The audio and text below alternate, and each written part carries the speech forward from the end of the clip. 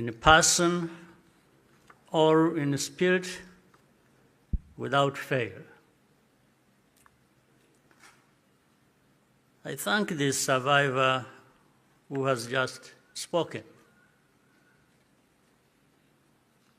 These testimonies keep memory alive for all of us and for those who will follow us. Kwibuka carries profound meaning for our nation.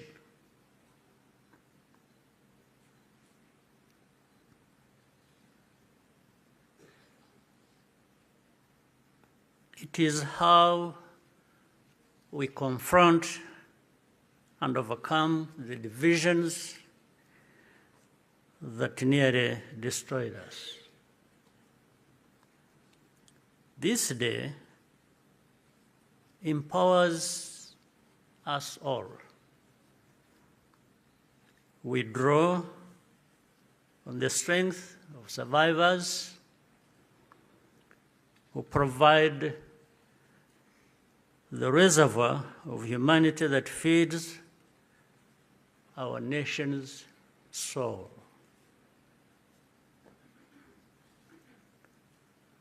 To all survivors, know that you are not alone. We stand with you always. Everything we have achieved was only possible because all Rwandans decided to join hands in a common purpose. We honor the role played by every Rwandan in our country's rebirth. The reality of the genocide is clear for all to see.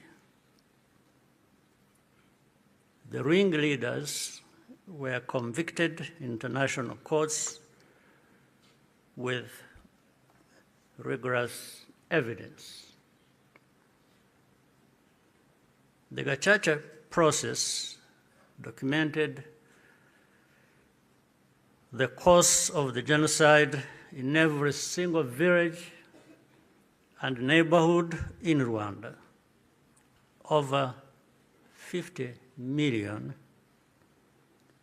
handwritten pages were produced during the 10 years of Gacaca. Right here, where we are standing, 250,000 victims of the genocide are laid to rest. And in 2018, the United Nations General Assembly adopted a resolution that called the genocide against the Tutsi by its proper name, with the support of every member state but one.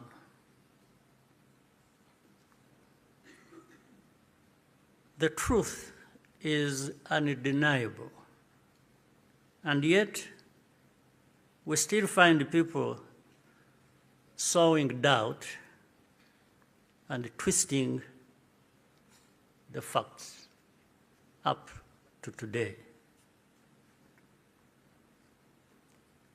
This is not just a matter of ignorance,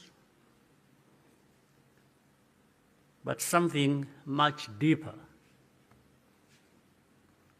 It means that the risk of seeing history repeat itself is a constant danger. If we allow ourselves and our friends to become indifferent. Genocide denial begins long before the genocide itself is committed. There is a pattern of looking away from the warning signs or taking them lightly. Hate speech turns into hate acts, dismissed as expressions of popular discontent. Behavior that should be immediately condemned is rationalized and minimized. The preparations are masked by narratives of popular grievance and fear. In the process, a moral equivalence is created between the targets of the genocide and the planners of it. All of these elements were present in our own story. There are some who pretend that the genocide against the Tutsi was a spontaneous event. That's not true.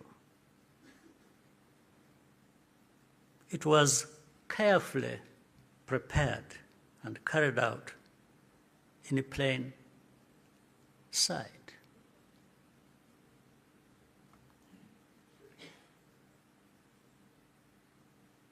Regrettably, some who spoke the truth at the time and who were even eyewitnesses later became peddlers of distortion, mainly for political reasons. Militias were openly trained and indoctrinated in hate. Weapons were imported in large quantities, and Rwandans who opposed it were threatened or killed. Before 1994, communities were subjected to waves of smaller massacres meant to normalize the killing and also to measure the reaction of the wider world. And with only a few heroic exceptions, the world was unconcerned until it was too late. In the early 1960s, after countless Tutsis were killed or forced into exile, international voices such as Bertrand Russell, to name just one, described it as systematic extermination. The pattern continued in the 1980s and early 1990s. When Tutsi communities such as the Bagogwe in the northwest were targeted in organized attacks,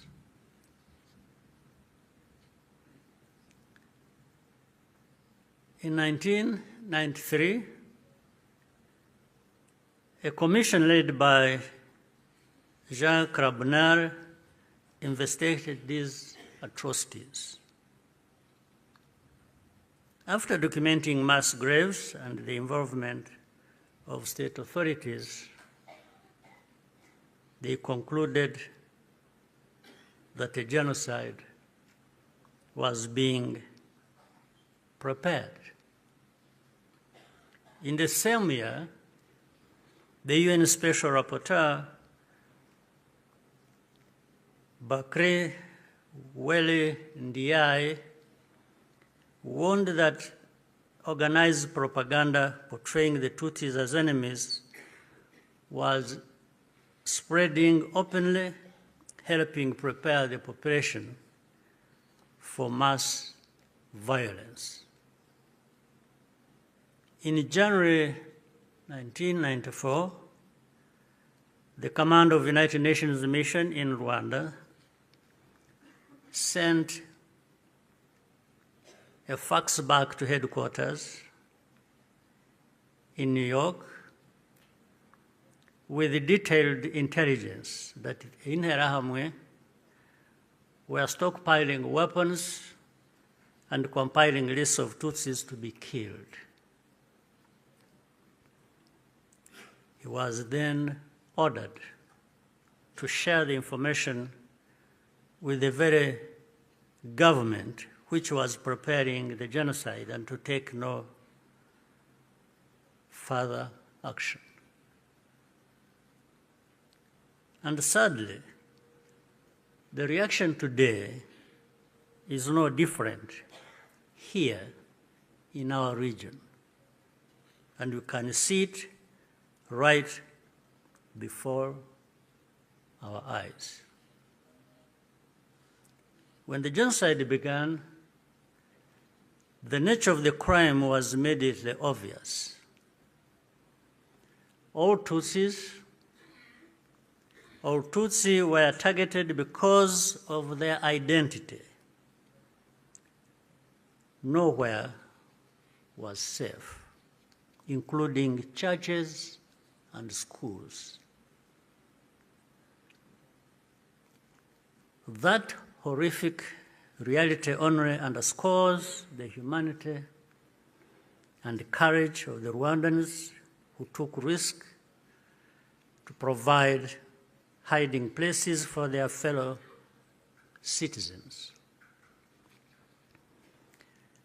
The reaction of the international community was to evacuate foreigners and withdraw most peacekeepers. At Eto, Kichikiro, when the peacekeepers withdrew, thousands of desperate Tutsi were left to die. Such scenes were repeated across the country. If these forces had instead been supported to protect Rwandans, the killers could have been deterred and many people would still be alive. The lives saved by the United Nations peacekeepers who were allowed to remain makes clear how much more could have been done with the political will. Even as the killings accelerated, the language used to describe what was happening itself became a matter of calculation. Genocide is defined in international law precisely to create an obligation to act. To witness such a crime and deliberately refuse to use the term is, in effect, genocide denial, perhaps even a form of aiding and abetting. The technology existed to disrupt the radio broadcasts that directed the killings.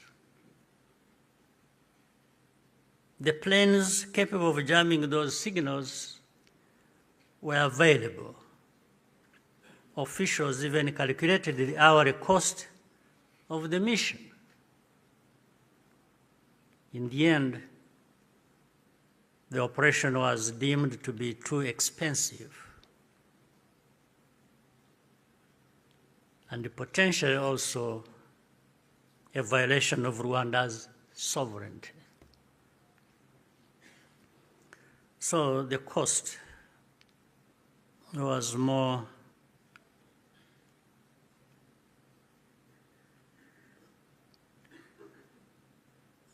it became too expensive. It was more expensive, especially when in their minds, those lives are really worthless. So our lives were worth nothing. That's fine. For Rwandans, the lessons have been brutal.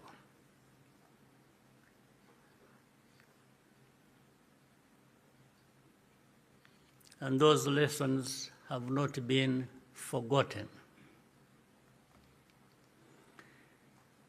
If our lives do not happen to align with someone else's interests, they are not worth saving. That's fine.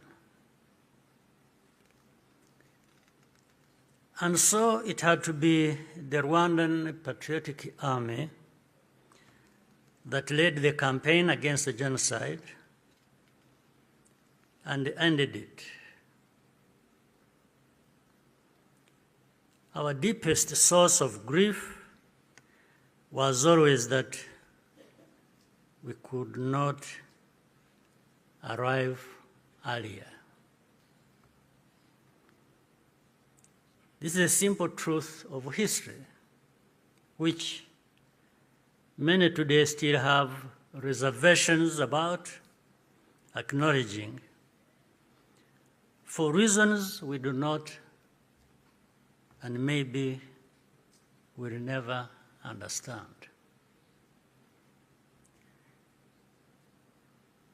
The culture and character of today's Rwanda Defense Forces, RDF, was forged in those dramatic moments. It guides the conduct of our forces who serve abroad excuse me, in peace-building missions, earning universal respect. Indeed, no sanctions or insult from outside can ever tarnish the honor and integrity of Rwanda's defense and security forces, who are among the finest that can be found anywhere.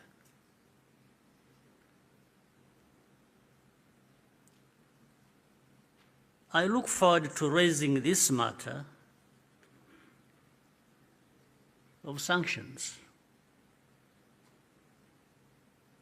at the highest level to understand the basis for such an injustice.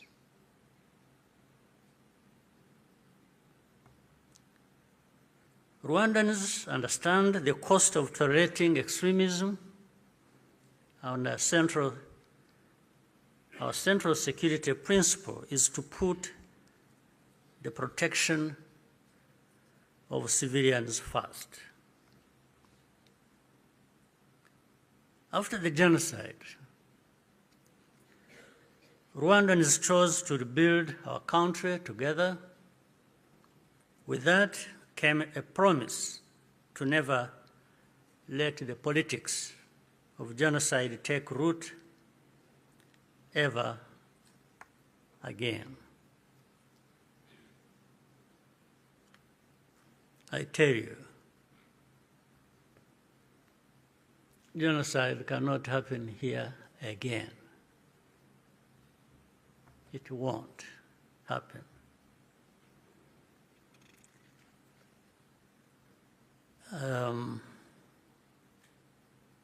even with those noises you hear in the region of people gathering from Europe, from wherever, and meeting in Kinshasa and bringing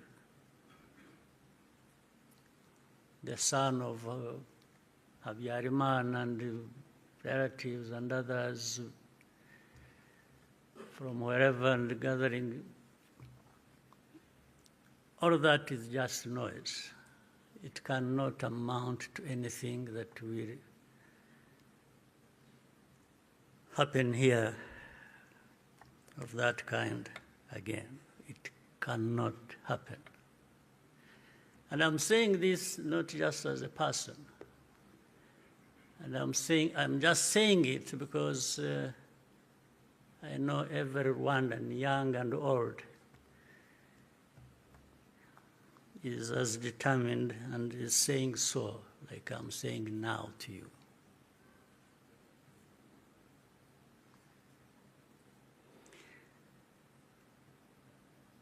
Along the way, Rwandans faced constant criticism and many attempts to twist our history. But the power we will always have is to use our minds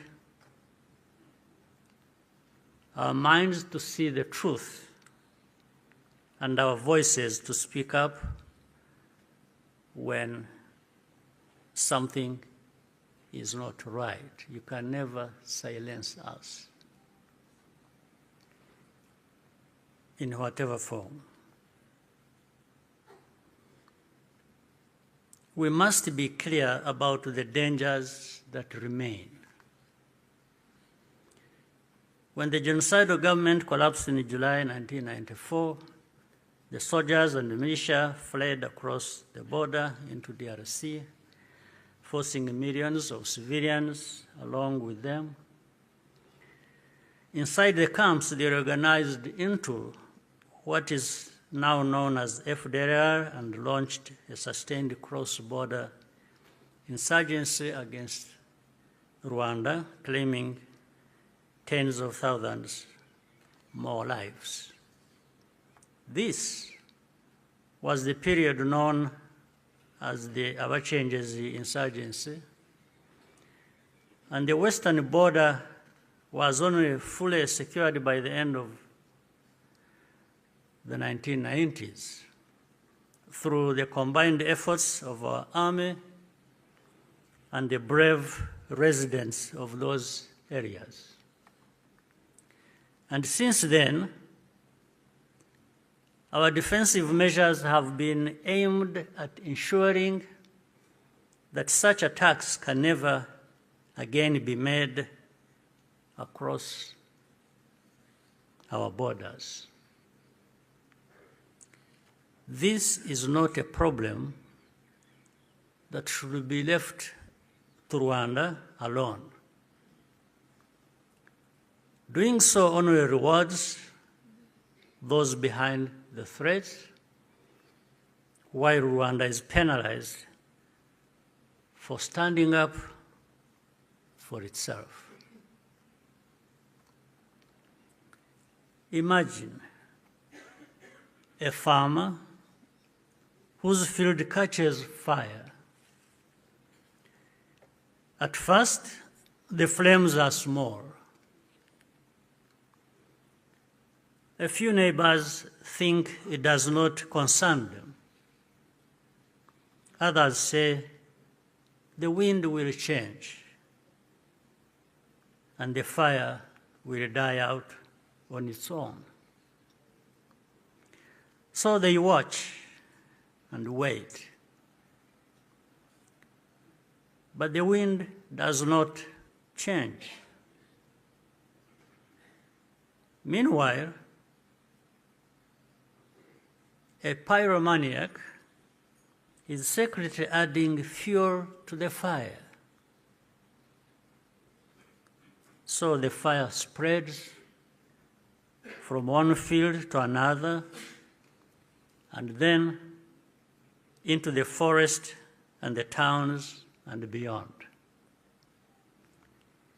Only then do people run with the buckets of water and call for the establishment of a fire department. Africans, more than most, should understand that the danger of moral passivity in the face of hatred and violent extremism.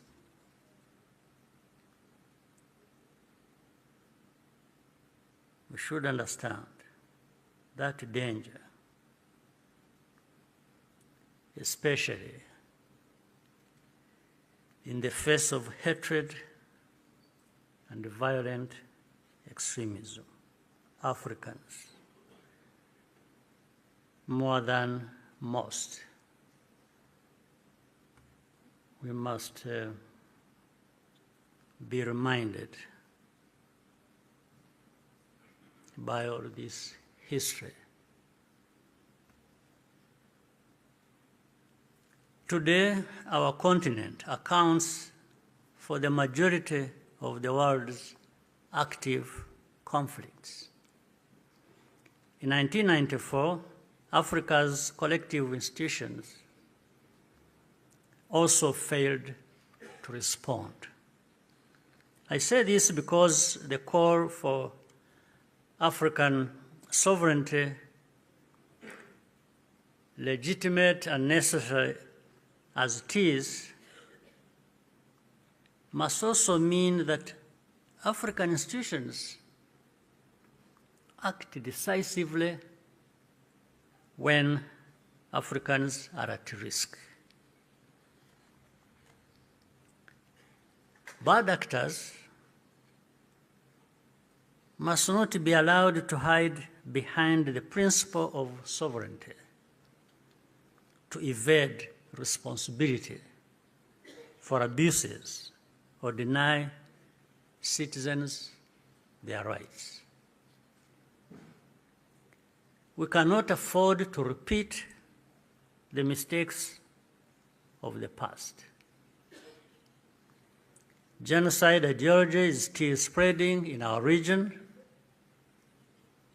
Left unchecked, it has the power to take us all backwards again. There are those who claim that Rwanda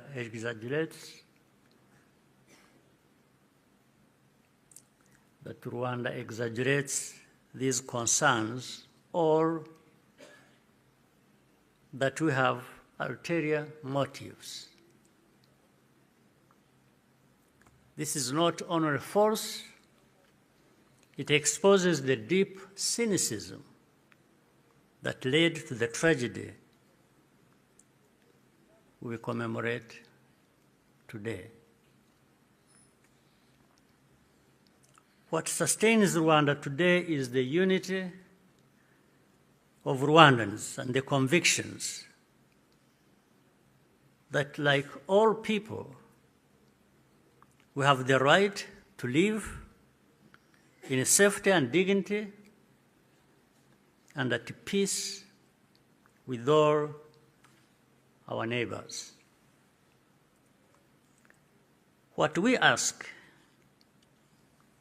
is for partners to join with us to fight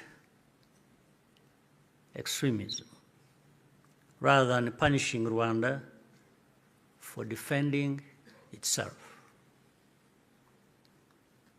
We owe future generations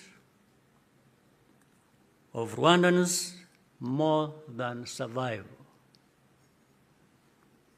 They deserve to inherit a secure, united, and bold country and an integrated and confident Africa. We invite you to stand with us in remembrance and also in action. I thank you for your patience and kind attention. Murakoze cyane.